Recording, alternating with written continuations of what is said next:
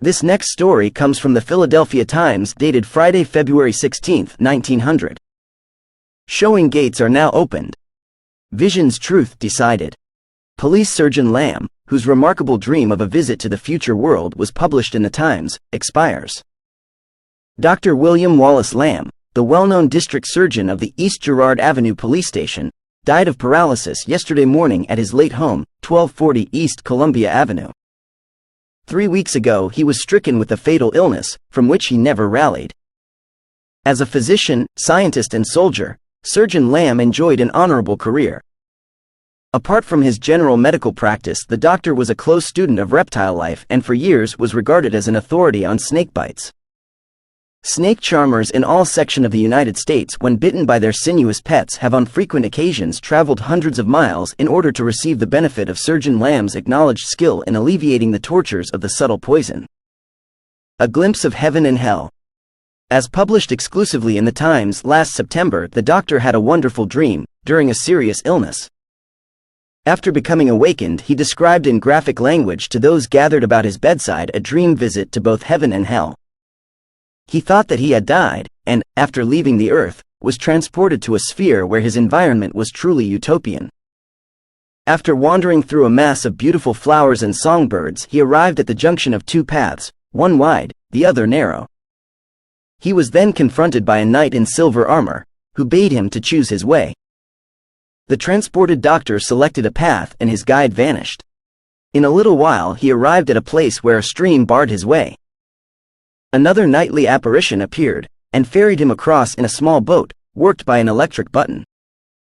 He next encountered two entrances, one very plain, the other of marble, delicately chased. A third night bidding him to choose, the dreamer signified his intention of entering the plainer portal, which met the approval of his cicerone, who, however, informed him that he might view the inside of the marble mansion, but must speak to no one except his guide. We both entered, continued the doctor, and before me was spread out all the combined grandeur and wealth of Solomon, Caesar and Croesus. There in the midst of all Satan sat enthroned, king of them all. He had that indescribable grin on his countenance and a pack of playing cards grasped in one hand. With the other hand the prince of evil pointed toward countless piles of gold. From this room we passed into the chamber of everlasting torment, where victims innumerable were placed in individual iron furnaces. Beneath each furnace was a raging fire. Turning to my guide I asked, "How is it that I see so many good men who on earth expounded the gospel and told of hell and its everlasting punishment? Tell me, good knight, how come these men?